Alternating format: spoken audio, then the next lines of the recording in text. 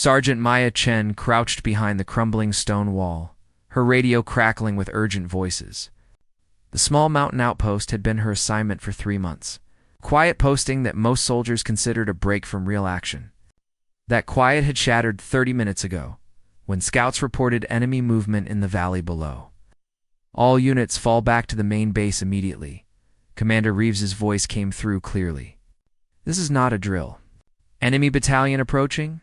Estimated force.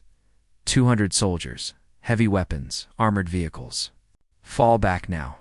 Maya pressed the transmit button. Sir, this is Outpost 7. Sergeant Chen reporting. I can hold the position and buy time for the evacuation. There was a pause. Then Reeves responded firmly. Negative, Sergeant. Your orders are to abandon the outpost and return to base. That's a direct order. Sir, if they take this position, they'll have a clear path to the village below. 500 civilians, including the medical station. They'll be defenseless. Chen, you're 1 soldier against a battalion. That's final. Maya looked through her binoculars at the village nestled in the valley. Smoke rose from chimneys, where families were preparing evening meals, unaware of the danger approaching. The village had no defenses, no warning system, no time to evacuate. If the enemy reached them, it would be a massacre. She'd spent 3 months getting to know those villagers. Mrs. Patel, who brought her fresh bread every week. Young Tommy, who wanted to be a soldier like her. Dr. Hassan, who ran the medical clinic and treated anyone who needed help. Asking nothing in return?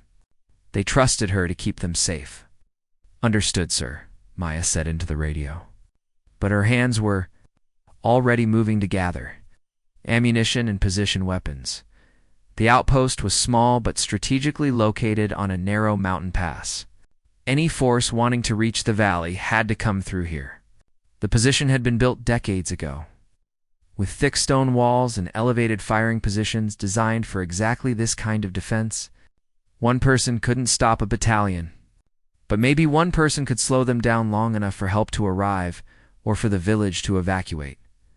Maya had always been told she was too small for combat, too young, too inexperienced. At 24, she'd fought harder than most soldiers just to prove she belonged in the military. Every assignment felt like another test she had to pass perfectly. Some commanders respected her skills. Others saw her as a liability, someone to protect rather than trust. Commander Reeves fell into the latter category. He'd never hidden his belief that Maya should be in support roles, not combat positions. This outpost assignment had been his way of keeping her out of real action. Now, ironically, that assignment might be the only thing standing between innocent civilians and a brutal attack. She checked her weapons systematically. 2 rifles, plenty of ammunition, 3 grenades, and the outpost's mounted machine gun that covered the main approach road. Not much against 200 soldiers, but she'd have to make it enough. Maya pulled out her phone and typed a quick message to her younger sister back home. Love you. Tell Mom and Dad I'm proud to be their daughter. She hesitated, then added, I'm doing something important today. She didn't send any goodbye messages to Commander Reeves or her unit. They'd ordered her to retreat, and technically, she was disobeying direct orders. If she survived this, there would be consequences. But some things mattered more than following orders. Some things mattered more than her career, or even her life, through her binoculars. Maya spotted the first enemy vehicles appearing on the distant road. They were moving fast, confident, expecting no resistance at this small outpost. They probably assumed it had already been abandoned like the others in their path. They were about to learn otherwise. Maya Chen might be 1 soldier, but she was a soldier who refused to abandon innocent people to die. Whatever happened in the next hours, she would make sure that battalion remembered this mountain pass. She would make sure they paid dearly for every meter of ground they tried to take. The first enemy vehicle rounded the bend 15 minutes later. Maya watched through her scope as the armored transport slowed. Its commander clearly surprised to see the outpost gates still closed and defensive positions manned. They'd expected an empty building, an easy passage through the mountains. Maya let them advance another 100 meters, waiting until 3 vehicles had committed to the narrow road with no room to turn around quickly. Then she opened fire. Her first shots took out the lead vehicle's tires, sending it skidding sideways and blocking the road. The soldiers inside scrambled out, seeking cover behind the disabled transport. Maya switched targets to the second vehicle, aiming for the driver's viewport. The vehicle swerved wildly and crashed into the rock wall. Chaos erupted below. Soldiers scattered, trying to identify where the shots were coming from. Maya fired in controlled bursts, not trying to hit anyone yet, just keeping them pinned down and disorganized. She needed them confused, uncertain about what force they were facing. Her radio crackled. "Chen, what's happening?" "We're receiving reports of engagement at your position." Maya ignored it, focusing on the battle. More enemy vehicles were backing up now, trying to create distance. Good. Every minute they spent regrouping was another minute. The village below had to prepare or evacuate. The enemy commander was smart, though.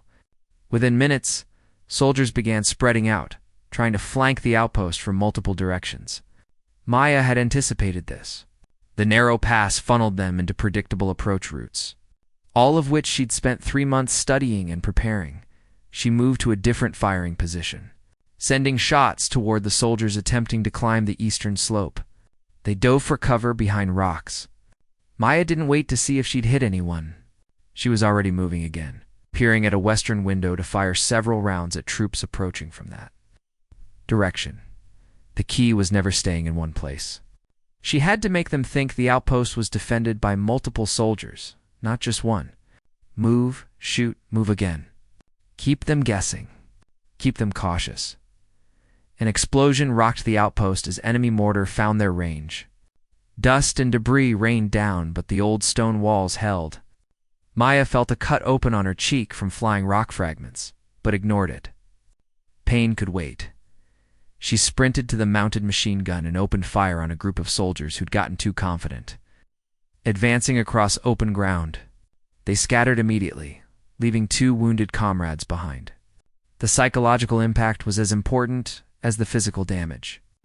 Every casualty made the rest more hesitant, more careful. Outpost 7, respond. Commander Reeves's voice was sharp with anger. "Chen, I know you're there.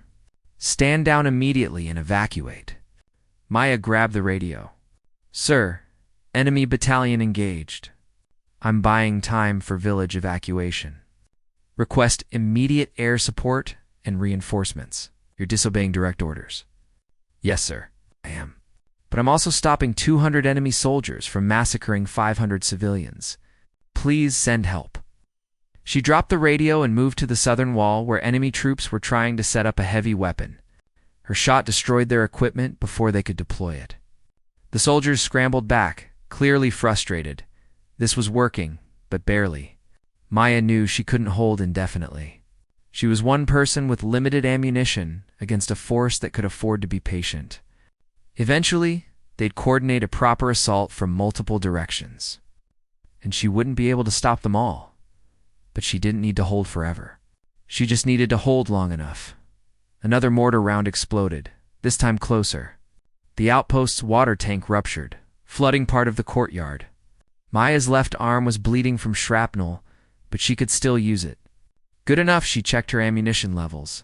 Still adequate, but depleting faster than she'd hoped. She'd have to be more selective with her shots, make every bullet count, through the smoke and dust. Maya could see enemy soldiers regrouping at a distance, clearly preparing for a coordinated assault. Their officers had realized this wasn't going to be the easy passage they'd expected. They were adapting their tactics, bringing up heavier weapons, preparing to overwhelm the outpost with sheer firepower. Maya reloaded her rifle and took a long drink from her water bottle. Her hands were steady, her breathing controlled. Fear tried to creep in at the edges of her mind, but she pushed it away. There would be time for fear later. Right now, she had a job to do. In the valley below, she could see movement around the village. People were evacuating, streaming toward the mountain paths that led to safety. Dr. Hassan would be coordinating that, making sure the elderly and children got out first. They had a chance now because she'd bought them time. That's all that mattered. Whatever happened to her, those people would survive. Sometimes that was enough. The coordinated assault came 30 minutes later. Enemy soldiers advanced from 3 directions simultaneously, providing covering fire for each other. Maya moved between positions frantically, firing where the pressure was greatest. Trying to slow each group's advance, a rocket-propelled grenade slammed into the northern wall, blowing a hole through the ancient stone. The explosion threw Maya backward, her ears ringing. She scrambled to her feet, grabbed her rifle, and fired through the new opening at soldiers trying to exploit the breach. They fell back, but only temporarily. Her radio crackled again, but this time it wasn't Commander Reeves. It was a different voice, younger, more urgent. "Outpost 7, this is Lieutenant Morrison. I'm 3 clicks out with a rapid response team. Can you hold for 15 more minutes?" Maya's heart leaped. Reinforcements were coming. She just had to survive 15 more minutes. "Affirmative," she gasped into the radio. "But hurry. They're about to overrun my position." She threw one of her 3 precious grenades at a group scaling the eastern wall. The explosion sent them tumbling down, but more soldiers immediately moved to replace them. They knew she was alone now. They'd figured out that the seemingly multiple defenders was really just one very mobile soldier. The enemy changed tactics. Instead of trying to breach the outpost directly, they began systematically destroying it with heavy weapons. Mortar rounds fell like rain. Machine gun fire chewed through remaining walls. They were going to reduce the entire structure to rubble with her inside it. Maya abandoned the fixed positions and moved to the old supply bunker beneath the outpost. The underground chamber had been dug into the mountain itself, far more secure than the surface structures. It was also a trap. If they collapsed the entrance, she'd be buried alive. But staying above ground meant certain death. From the bunker's firing slits, she could still engage enemy soldiers trying to advance. Her shots were more limited now, but every bullet still counted. Every soldier she forced to take cover was another few seconds. Delay, an enemy officer, tried to rally his troops for a final push. Maya's bullet found him, and the advance faltered. Without immediate leadership, the soldiers hesitated, willing to be the first to charge into certain death, but their commander was persistent. Another officer took charge, directing soldiers to surround the bunker entrance. Maya could hear them above, shouting orders, positioning explosives to seal her inside permanently. She checked her watch. 8 minutes until reinforcements arrived. 8 minutes she needed to survive. The bunker had one advantage the enemy didn't know about: a secondary exit carved into the mountain, designed as an escape route during sieges. Maya had discovered it during her first week at the outpost and had kept it clear and maintained. Now it might save her life. She grabbed her remaining weapons and ammunition, then crawled through the narrow tunnel. It was claustrophobic, dark, and terrifying, but it led to a concealed exit 50 meters from the outpost. Hidden behind brush and rocks behind her, she heard the massive explosion as the enemy detonated charges at the bunker's main entrance. They thought they'd buried her. Let them think that Maya emerged from the hidden exit and immediately assessed the situation. The enemy had committed most of their forces to surrounding the outpost, thinking the battle was over. They were celebrating, relaxing their guard. That was a mistake. She moved silently through the rocks, circling around to a position above and behind the enemy forces. From this elevated vantage point, she could see their entire formation: command vehicles, ammunition supplies, officers coordinating the operation. All exposed and vulnerable, Maya set up her rifle carefully. Controlling her breathing despite exhaustion and pain from multiple injuries, she'd been trained for precision shooting. Now was the time to use every skill she'd ever learned. Her first shot took out the enemy's radio operator, cutting their communications. The second shot disabled their primary command vehicle. The third and fourth shots hit ammunition crates, triggering explosions that spread chaos through their ranks. The enemy soldiers panicked, thinking they were under attack from a much larger force. They couldn't see where the shots were coming from. They couldn't coordinate a response without their radio network. Officers shouted conflicting orders as more carefully placed shots created havoc. Maya's radio crackled. "Outpost 7, we're 2 minutes out. Hang on. Lieutenant Morrison, enemy battalion is in disarray. They think they're surrounded. Recommend full assault from the south. They'll break." "Copy that." How many defenders at your position? Maya allowed herself a small smile, despite the pain and exhaustion. Just one, sir. Just one. There was a stunned silence on the radio. Then Morrison's voice returned, filled with disbelief and respect. One? Are you telling me one soldier has been holding off an entire battalion? Not holding, sir. Winning. Lieutenant Morrison's rapid response team hit the enemy battalion from the south exactly as Maya had suggested. Already disorganized and demoralized from her relentless assault, the enemy forces broke almost immediately. Soldiers abandoned equipment and fled back down the mountain road, desperate to escape what they believed was a massive ambush. The battle was over in less than 10 minutes. Morrison's team secured the area, capturing abandoned vehicles, weapons, and dozens of enemy soldiers too wounded or exhausted to flee. The battalion that had confidently advanced up the mountain pass was now scattered and defeated. Maya remained in her concealed position until she was certain the area was secure. Then, slowly and painfully, she stood and began making her way down to the outpost. Every muscle ached. Blood from various wounds had soaked through her uniform. Her hands shook from exhaustion and the adrenaline finally wearing off. Lieutenant. Morrison spotted her emerging from the rocks and ran toward her. He was young, maybe 30, with the kind of clean uniform that indicated he hadn't seen much direct combat. His eyes widened as he took in her battered appearance. Sergeant Chen. You're really the only one here? Maya nodded tiredly. Yes, sir. Just me. Morrison looked from her to the destroyed enemy vehicles. The abandoned equipment, the wounded soldiers his team was securing. One soldier did all this? How is that even possible? Training, sir. And motivation. Maya gestured toward the valley where the village was visible in the distance. 500 civilians down there. I couldn't let the enemy reach them. One of Morrison's team members approached. Sir, we've counted at least 40 enemy casualties, another 30 captured, and the rest scattered across 10 kilometers of mountain terrain. Their entire command structure was destroyed. This battalion won't be combat effective for months. Morrison stared at Maya with something approaching. You didn't just hold them off, Sergeant. You destroyed an entire battalion single-handedly. I had help, sir, Maya said, swaying slightly. You arrived when I needed you. We arrived to find the job already done, Morrison corrected. He called over his medic. Get Sergeant Chen treated immediately. And someone get Commander Reeves on the radio. He needs to hear this. The medic began working on Maya's injuries while Morrison made the call. Maya could hear Reeves's voice through the radio, angry and demanding to know why she'd disobeyed orders. Morrison's response was calm but firm. Sir, with respect, Sergeant Chun's actions saved 500 civilian lives and destroyed an enemy battalion. She should be commended, not disciplined. She disobeyed direct orders. She made a tactical decision that achieved strategic victory, sir.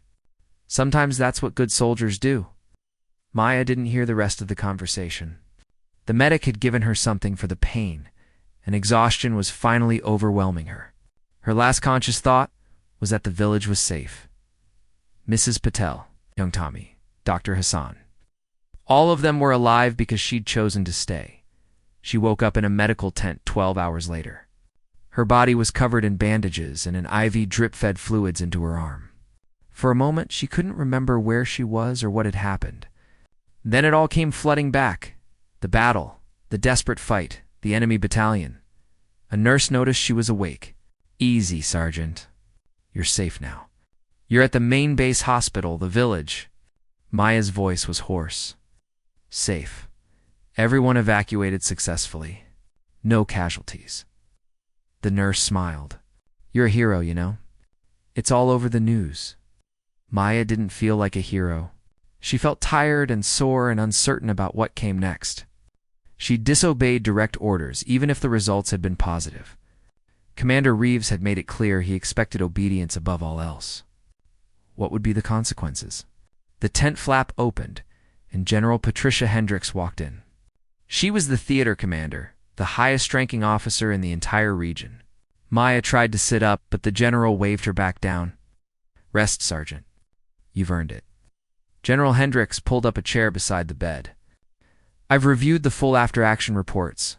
I've spoken with Lieutenant Morrison, the villagers you saved, and even some of the captured enemy soldiers. Do you know what they're calling you? Maya shook her head. The ghost of the mountain.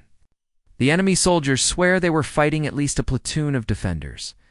They can't believe it was just one person. The general paused. What you did was extraordinary. Sergeant Chen, tactically brilliant, strategically crucial, and incredibly brave. I disobeyed Commander Reeves's orders. Ma'am, Maya said quietly. Yes, you did. And we need to address that. The general's expression became more serious. Commander Reeves has filed a formal complaint. He wants you court-martialed for insubordination. Maya's heart sank. She'd known this was coming, but it still hurt to hear it confirmed. However, the general continued, I've reviewed the tactical situation you faced and the decisions you made. You were given orders based on incomplete information. Reeves didn't know about the village evacuation or the strategic importance of that mountain pass. You did? You made the call a soldier on the ground needs to make when headquarters doesn't have the full picture. General Hendricks leaned back in her chair, studying Maya carefully. I'm not going to court-martial you, Sergeant. Instead, I'm promoting you to lieutenant and transferring you to my tactical planning staff. You have the kind of strategic thinking we need in leadership positions. Maya blinked in surprise. Ma'am, I don't understand. Commander Reeves said. Commander Reeves is being reassigned, the general interrupted. His leadership style is too rigid for modern combat situations. We need officers who can adapt, who trust their soldiers to make intelligent decisions in the field. You demonstrated exactly that kind of judgment. But I went against orders, Maya protested. That sets a dangerous precedent. You made a tactical decision based on ground truth information your commander didn't possess. That's not insubordination. That's initiative. That's what separates adequate soldiers from exceptional ones. The general stood. You saved 500 lives and defeated a major enemy force. That's not something to punish. That's something to reward and learn from. After the general left, Maya lay in bed processing everything. Her military career hadn't ended with a court-martial. Instead, she'd been promoted and recognized. It felt surreal after years of being told she wasn't good enough, wasn't experienced enough, needed to follow orders without question. Over the next few days, visitors streamed through the medical tent. Lieutenant Morrison came by to thank her personally and ask for advice on defensive tactics. Other soldiers from her unit visited, many apologizing for doubting her capabilities. They'd heard the stories now, understood what she'd accomplished. The most meaningful visit came from the villagers. Dr. Hassan led a group of 20 people, including Mrs. Patel and young Tommy. They brought flowers, food, and handmade gifts. Mrs. Patel hugged Maya gently. Careful of her injuries, tears streaming down her face. Saved us, the older woman said. All of us. We owe you our lives. Tommy, who couldn't have been more than 10, saluted her earnestly. When I grow up, I want to be brave like you. Maya felt tears in her own eyes. You don't need to be brave like me. Just be kind to people and stand up for what's right. That's all I did. Dr. Hassan shook her hand firmly. You did far more than that, Lieutenant. You showed us that one person, standing in the right place with courage and skill, can change the course of history. The enemy wanted to use our village as a staging ground for further attacks. You stopped them. You protected not just us, but countless others who would have been in their path. After they left, Maya sat alone with her thoughts. She'd joined the military to make a difference, to prove herself capable. She'd faced years of doubt, of being underestimated, of fighting for recognition. That single battle had changed everything. But it wasn't really a single battle, she realized. It was the culmination of years of training, years of persistence, years of refusing to accept limitations others tried to place on her. Every hour on the shooting range, every tactical exercise, every moment of studying and preparing had led to those crucial hours at the mountain outposts. A week later, Maya was discharged from the medical facility. Her injuries were healing well, though she'd carry several scars as permanent reminders. She reported to General Hendrix's headquarters for her new assignment. The tactical planning office was busy with officers studying maps, analyzing intelligence, and coordinating operations across the region. They looked up when Maya entered, and several stood to applaud. She felt her face flush with embarrassment. Lieutenant Chen, General Hendrix called from her office. "Welcome to the team. I have your first assignment." Maya entered the office and saluted. The general gestured to a map spread across her desk. "We're planning operations to clear the remaining enemy forces from the mountain region. I want your input on defensive positions, approach routes, and likely enemy responses. Your experience at Outpost 7 gives you unique insights we need." Maya studied the map, her mind automatically analyzing terrain, sight lines, choke points. "Ma'am, if I may suggest, we should focus on controlling these 3 passes. They're the only practical routes for moving heavy equipment through the mountains. Control those, and we control enemy movement throughout the region." The general smiled.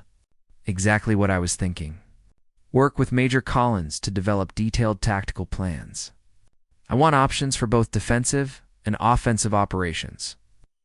As Maya left the office to begin her new role, she passed a wall displaying photos of distinguished soldiers. One of them was new, her own photo from the mountain outpost, dusty and bloodied but standing tall. Beneath it, a plaque read, "Lieutenant Maya Chen, the Ghost of the Mountain.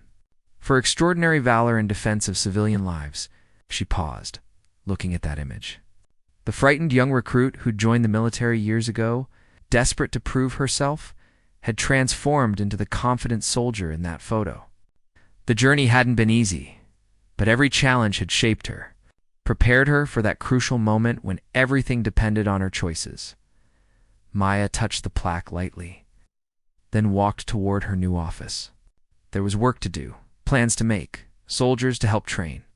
The battle at the mountain pass was over, but her mission continued. She'd found her place, her purpose, her way to make the difference she'd always wanted to make. 6 months after the battle at the mountain pass, Maya stood on a stage at military headquarters.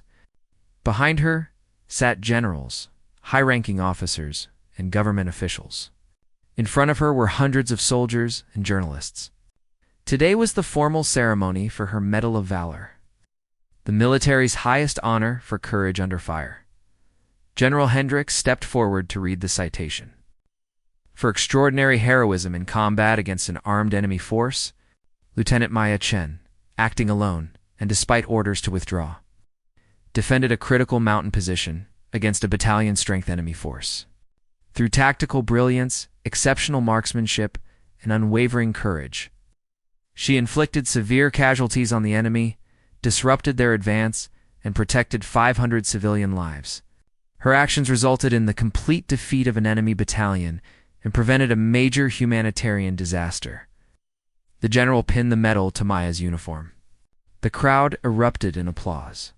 Maya stood at attention, feeling the weight of the medal and everything it represented. This wasn't just recognition for one battle. It was validation of every sacrifice, every struggle, every moment she'd fought to prove herself. After the ceremony, Maya was surrounded by people wanting to congratulate her or ask questions. Young soldiers, especially women, wanted to know how she'd stayed calm, how she'd made her decisions, how she'd found the courage to disobey orders for the greater good. One young private, barely 19, approached nervously. "Ma'am, I want to be like you. How do I become that brave?" Maya smiled gently. "You already are brave. You joined the military, committed to serving something bigger than yourself. Courage isn't about not being afraid. It's about doing what needs to be done, even when you're terrified. That's something you can practice every day in small ways until you're ready for the big moments." Later, in a quiet moment, Marcus Williams found her. He'd been her first supporter in the military, the sergeant who'd believed in her when others doubted. He was retiring after 20 years of service, but he'd waited to attend her medal ceremony first. "I always knew you had it in you," he said, gripping her hand firmly. "From the first day I met you, I could see the determination, the skill, the heart. I'm proud to have served alongside you." "I couldn't have done any of this without mentors like you," Maya replied. "You taught me to trust my judgment, to stand up for what I believed in. That made all the difference." No, Maya. I just gave you permission to be yourself. Everything else, all the courage and skill and tactical genius that was already inside you, you just needed the chance to show it. The most unexpected visitor came that evening.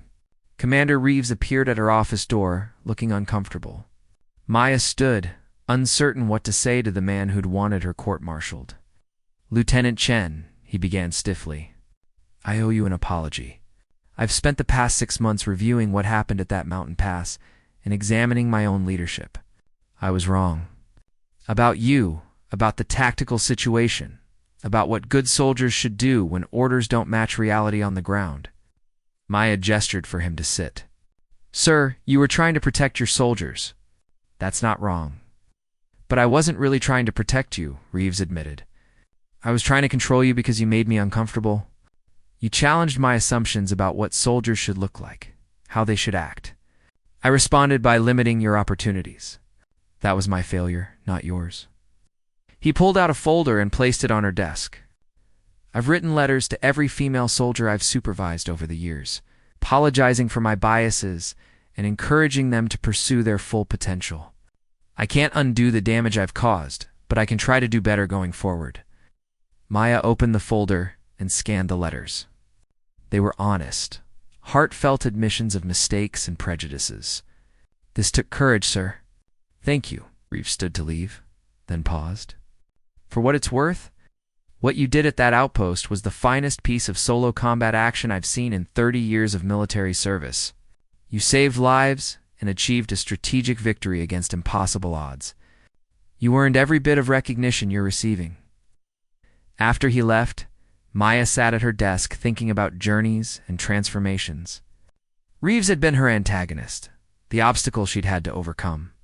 But he'd learned and changed, which took its own kind of courage. Her phone buzzed with a message from her sister. "Saw the ceremony on TV?" Mom cried, Dad cheered, and I told everyone my sister is basically a superhero. "We're so proud of you." Maya smiled and replied simply, "Love you all." Coming home for a visit next month, she walked to the window and looked out over the base. Young soldiers were training, running drills, preparing for whatever challenges they'd face. Some of them would encounter bias and doubt like she had. Some would face impossible situations where everything depended on their choices. She hoped her story would help them find their own courage. When those moments came, the girl who'd been told she was too small, too inexperienced, too young, had become the woman who held off an entire battalion. She'd proven that courage, skill, and determination mattered more than size or gender or others' expectations. She'd shown that one person, standing in the right place at the right time with the right training, could change everything. Maya touched the medal on her uniform. It was beautiful and meaningful, but it wasn't what drove her. What drove her was the knowledge that those 500 villagers were alive and safe, that young soldiers saw possibility instead of limitation, that she'd made a real difference when it mattered most. Tomorrow would bring new challenges, new missions, new opportunities to serve. But tonight, Maya allowed herself to feel proud of how far she'd come and grateful for every person who'd helped her along the way. The journey from overlooked recruit to decorated hero had been long and difficult, but it had been worth every step.